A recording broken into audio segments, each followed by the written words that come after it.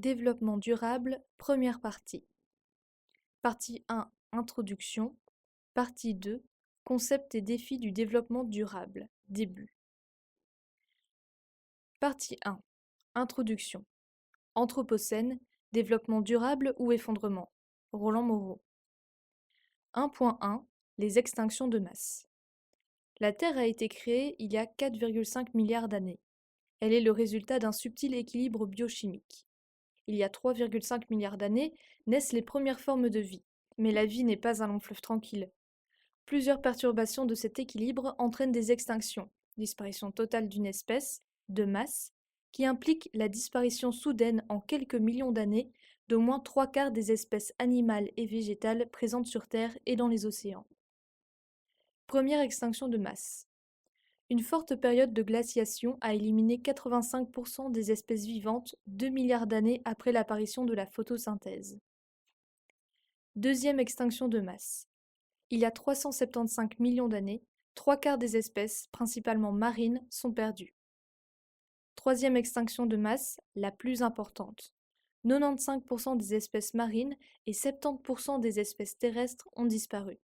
Cette extinction massive est attribuée à un simple microbe qui s'est développé subitement et aurait émis des quantités massives de méthane relâchées dans l'atmosphère et les océans. La quatrième extinction de masse entraîne la disparition de 3/4 des espèces marines et d'un tiers des familles d'animaux terrestres, mais elle a fait le bonheur des dinosaures qui vont dominer la planète pendant 130 millions d'années. La cinquième extinction est celle qui a signé leur arrêt de mort il y a 65 millions d'années, quand la Terre a perdu à nouveau 3/4 de ses espèces vivantes, et en particulier tous les dinosaures terrassés par les conséquences climatiques de la collision d'une météorite avec la Terre. 1.2 Les cycles de Milankovitch. Si la vie sur Terre a donc failli disparaître à 5 reprises, elle a aussi dû s'adapter à des fluctuations climatiques importantes, suivant de longs cycles réguliers liés au changement dans le rayonnement que la Terre reçoit du Soleil. Ces cycles de Milankovitch durent approximativement 100 000 ans et provoquent une alternance d'époques glaciaires et interglaciaires. À la fin du Pléistocène, il y a 11 700 ans, la température a augmenté avec la concentration en CO2 dans l'atmosphère qui a rejoint à nouveau son niveau de fin de cycle. Depuis, c'est-à-dire au début de l'Holocène, le climat est très favorable au développement de la vie. 1.3 La sixième extinction de masse. Si l'Homo sapiens a profité de ce climat stable et plaisant pour se développer, l'Holocène n'a pourtant pas été une période de grâce pour tous les vivants, puisqu'une sixième extinction est en cours, qui fait disparaître une grande partie de la biodiversité. Si les historiens débattent encore de la date du début, entre il y a 10 000 ans et le XVIIIe siècle, tous placent l'homme comme cause principale de cette sixième extinction. L'extermination par surchasse, la transformation du milieu par les incendies, le défrichement, l'érosion, le transport d'espèces invasives qui bouleversent les équilibres dans leurs nouveaux habitats. Si on trouve une augmentation des phénomènes humains, CO2, nitrates, surpêche, etc., dès le XVIIIe siècle, on observe que ces augmentations ont augmenté de manière inquiétante depuis 1950, c'est-à-dire à la grande accélération. Ces tendances vont de pair avec l'accélération des tendances socio-économiques. 1.4 Développement durable. Face à la dégradation continue de l'environnement et trouver des solutions pour assurer notre avenir social et économique sur la planète, le développement durable est présenté comme la solution. Le développement durable est un mode de développement qui répond aux besoins du présent sans compromettre la capacité des générations futures de répondre aux leurs. 1962, publication de Silent Spring de Rachel Carson, marquant le début de la prise de conscience environnementale. 1972, Conférence des Nations Unies sur l'environnement humain à Stockholm. 1982, Conférence des Nations Unies sur l'environnement et le développement à Nairobi. 1992, Conférence des Nations Unies sur l'environnement et le développement à Rio. 2002, Conseil mondial sur le développement durable à Johannesburg. 2012, Conférence mondiale des Nations Unies sur le développement durable à Rio. Et 2015, Objectifs du développement durable 2030 à New York. Ainsi naît le concept de développement durable au croisement des dimensions sociales, people, économiques, prosperity, et environnementales. planet. A. Dimension environnementale. Il s'agit en priorité de ne plus considérer la nature seulement comme une source illimitée de matière et de produits qui vont finir par se retrouver, après usage, comme déchets en décharge. B. Dimension sociale. On met en évidence le célèbre concept de responsabilité commune mais différenciée, qui implique que les inégalités du passé, toujours présentes par ailleurs, doivent nous pousser à renforcer la justice pour aller vers une véritable équité au niveau mondial. C. Dimension économique. Les indicateurs économiques actuels sont imparfaits. Ils ne prennent pas en compte la durabilité dans leurs calculs. Par exemple, payer une entreprise pour raser une forêt augmente le PIB. Il y a des limites physiques évidentes à notre planète qui ne peut donc pas supporter une croissance illimitée, qui apparaît comme la grande utopie de notre système capitaliste. D. Dimension participative. Pour relier ces trois dimensions, on peut en rajouter une quatrième, un système de gouvernance participatif basé sur la concentration, le dialogue, la traçabilité et l'équité. Les Nations Unies rassemblent lors de leur conférence 9 parties prenantes: femmes, enfants et jeunesse, peuples indigènes, agriculteurs indépendants, autorités locales, régionales, villes, communautés scientifiques et technologiques, syndicats, ONG, environnement, développement, et entreprises. 1.5. Pourquoi le DD n'a pas fonctionné? 1. Le DD, au niveau multilatéral, est un compromis mou entre près de 200 pays, le résultat logique de négociations complexes qui impliquent une multitude de domaines. 2. L'inertie. Peu d'action à cause de la complexité du monde, mais aussi des très puissants lobbies. 3. Le déni. Partie 2. Concept et défis du développement durable. Roland Moreau. 2.1. Les systèmes, approche systémique de l'économie, le macroscope.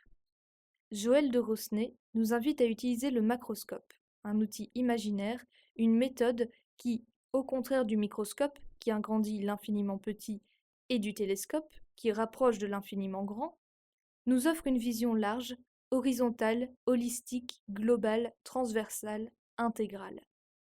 Le message est que les capacités d'analyse ciblée des télescopes et des microscopes sont très utiles, mais ne doivent pas nous empêcher de voir la globalité du monde dans lequel nous vivons, et en particulier les liens entre tous les systèmes qui le composent.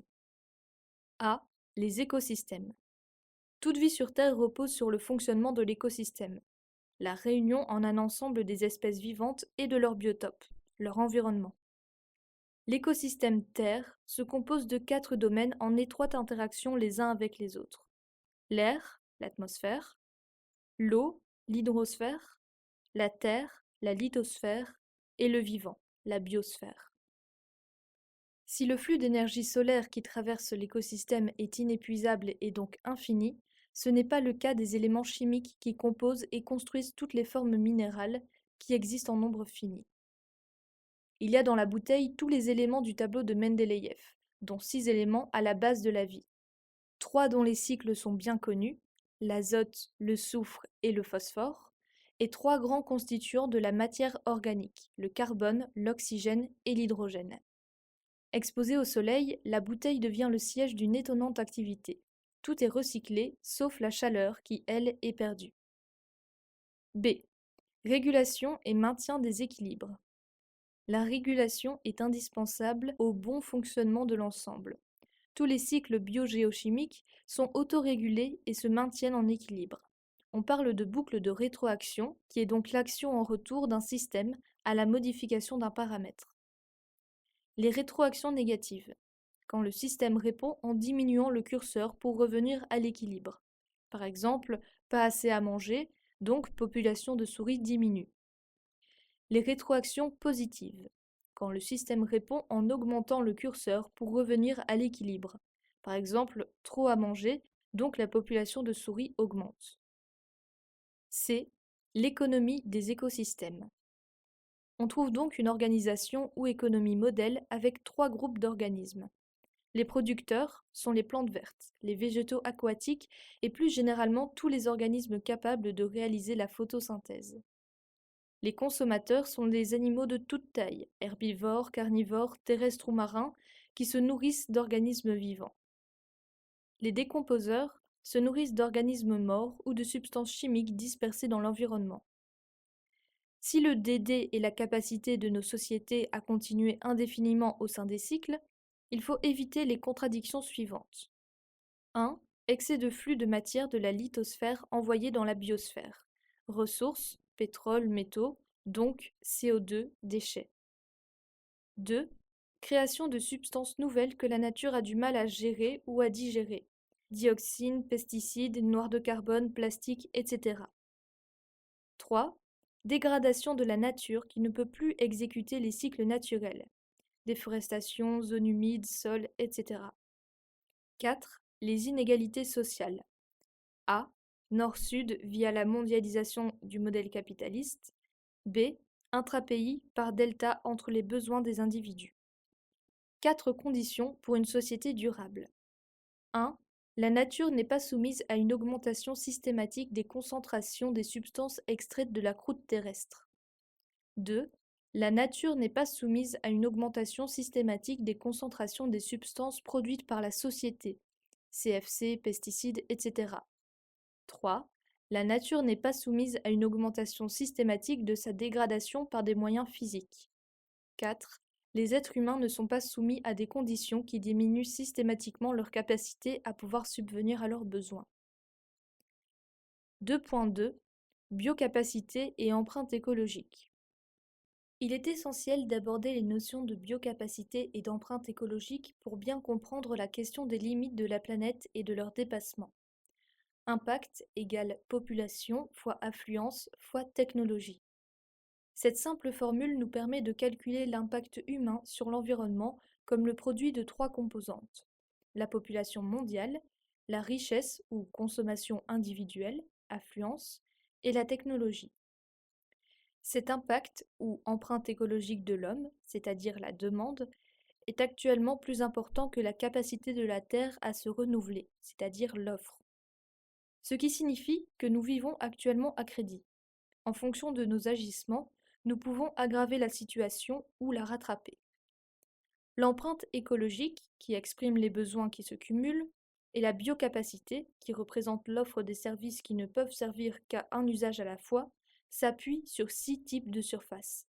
1. Les forêts, pour produire le bois que nous utilisons pour construire, pour nous chauffer ou encore produire du papier, etc. 2. Les pâturages, pour élever le bétail qui nous fournira de la viande, de la laine, du lait, etc. 3. Les terres cultivées, pour cultiver les plantes qui serviront à notre alimentation et à celle du bétail, ou qui seront transformées en huile ou en fibres, comme le coton ou le lin. 4. Les surfaces maritimes, pour produire les poissons et les fruits de mer que nous consommons. 5. Les terrains bâtis, pour construire les logements, routes, infrastructures, etc. 6. Les surfaces énergie, surfaces équivalentes aux surfaces forestières nécessaires pour absorber les émissions de CO2 produites par l'utilisation des combustibles fossiles. L'hectare global est une surface pondérée au niveau de la productivité et qui permet de rendre compte à la fois de la biocapacité de la terre et des besoins en biocapacité, égale l'empreinte écologique. L'hectare global est l'unité de mesure de l'empreinte écologique, de la biocapacité et du déficit ou excédent écologique. Un hectare global est un hectare ayant la capacité de production de ressources et d'absorption de déchets correspondant à la moyenne mondiale. Il est intéressant de comparer le classement d'un pays selon la biocapacité totale et par personne. La surface bioproductive totale, exploitable par l'homme, calculée en 2011, s'élevait à 11,9 milliards d'hectares global. Si on divise cette surface bioproductive par le nombre d'habitants de la Terre, on arrive à 1,7 milliard. Ce qui signifie que chaque être humain a droit à 1,7 hectares par an pour manger, se vêtir, se loger, se chauffer, se déplacer et absorber les émissions provenant de sa consommation d'énergie. A. L'équation de Kaya, 1993. L'équation de Kaya relie les émissions de dioxyde de carbone, CO2, à des paramètres d'ordre démographique, économique et énergétique. Elle est utilisée pour analyser, passé, ou simuler, à venir, l'évolution des émissions mondiales de CO2. CO2 égale CO2 divisé par kilowattheure fois kilowattheure divisé par euro fois euro divisé par pop fois pop. Pop, la population concernée avec le nombre d'habitants de la région ou pays ou du monde entier. Euro par habitant, le PIB par habitant. Kilowattheure par euro, l'intensité énergétique du PIB, c'est la quantité d'énergie qu'il faut utiliser pour produire un euro ou dollar de biens ou services. L'objectif est de réduire ce facteur grâce à l'efficacité énergétique. CO2 par kilowattheure. Le contenu en CO2 de l'énergie consommée. C'est la nuisance carbone de l'énergie. Elle dépend de la part des diverses sources d'énergie dans la consommation mondiale. Pour faire baisser ce facteur, il faut augmenter la part des énergies sans carbone, comme les énergies renouvelables et le nucléaire. Puisqu'il est difficile de changer la population ou la richesse, nous devons travailler sur la consommation énergétique et la composition de celle-ci. B. Contenu carbone des différentes sources d'énergie. Les contenus carbone des différentes sources d'énergie sont exprimés en TEP, tonnes équivalent pétrole. C'est donc la quantité de CO2 rejetée pour le même travail. Du côté des combustibles fossiles, on voit pourquoi on tend à privilégier le gaz naturel qui émet, à un pouvoir énergétique équivalent, près de 2 fois moins de CO2, 600 kg par TEP, que le charbon, 1123 kg par TEP. Du côté des renouvelables, on voit que le photovoltaïque n'est pas si innocent que cela, 200 à 300 à cause des émissions de l'ensemble du processus de production, alors que l'éolien est très peu émetteur. L'hydroélectricité et le nucléaire sont bien placés en ce qui concerne les émissions de gaz à effet de serre. Si on analyse l'équation de Kaya, on voit que sur les 70 dernières années, on a connu une légère baisse, moins 0,15% pour le contenu énergétique, la transition des fossiles vers le renouvelable est lente, une baisse significative, 1,05%, de l'intensité énergétique, merci à la technologie et son efficacité. Une hausse, 1,7%, pour la richesse ou pouvoir d'achat. Une hausse, 1,5%, de la population. Ce qui donne une hausse des émissions de CO2 annuelles de 2%. Alors, comment réduire nos émissions de CO2 ? Pour respecter la hausse maximum de 2 degrés Celsius, il faut diviser les émissions par 3 avant 2050. Il faut inverser la courbe au plus vite et fortement. Il est moralement et éthiquement impossible de jouer sur la population. Qui imagine pouvoir réduire la population de 280 millions d'individus par an ? Afin de poursuivre notre raisonnement, on opte pour une hausse de 1% par an, soit fois 1,35 à l'horizon 2050, donc 10,5 milliards d'habitants. Il faudrait diviser le pouvoir d'achat par 4, ce qui semble tout aussi impossible. Il faut donc envisager une augmentation de 1,5% par an, soit fois 1,6 en 2050. Ainsi, il faudrait diviser notre intensité énergétique par 8,5, soit 7% par an, sachant que sur les 70 dernières années, on réalisait seulement 1% par an d'économie. Cela semble peu probable. La dernière solution pour atteindre l'objectif de l'accord de Paris est de diviser la teneur en CO2 de l'énergie par 6, soit une baisse de 6% par an, alors qu'on a connu une baisse régulière mais assez faible de 0,15% depuis 50 ans. L'équation de Kaya révèle être un outil de compréhension et de communication très pertinent. Nous voici comme des décideurs mondiaux devant la complexité du défi climatique. Comment gérer ces 4 curseurs différents mais intrinsèquement liés, démographie, sociale, économie, technique, qui ont tous un impact sur l'environnement? Comment arbitrer équitablement? On comprend mieux pourquoi chaque pays, voire région, peut avoir dans les négociations internationales une attitude spécifique en fonction de sa situation, débiteur ou créditeur écologique. 2.3 Le bilan, les limites, les défis, Common. Anders Wijkman et Ernst Ulrich. Limits to Growth est un livre publié par le Club de Rome en 1972 à l'occasion de la conférence de Stockholm, dont le but est de mettre en garde les dirigeants et la population. Dans un scénario partant de 1972, assumant les évolutions constantes entre divers éléments reliés entre eux. En 1972, il y a abondance, mais début d'épuisement des ressources naturelles, hausse légère de la population, de la nourriture et de la production par personne, et un niveau de pollution pas encore trop inquiétant. Le modèle annonçait par contre un désastre 50 ans plus tard, c'est-à-dire autour de 2020. Avec le recul apparaissent de réelles erreurs, causées entre autres par le fait que le modèle World 3 était trop statique et que les auteurs avaient sous-estimé l'ingéniosité de l'homme.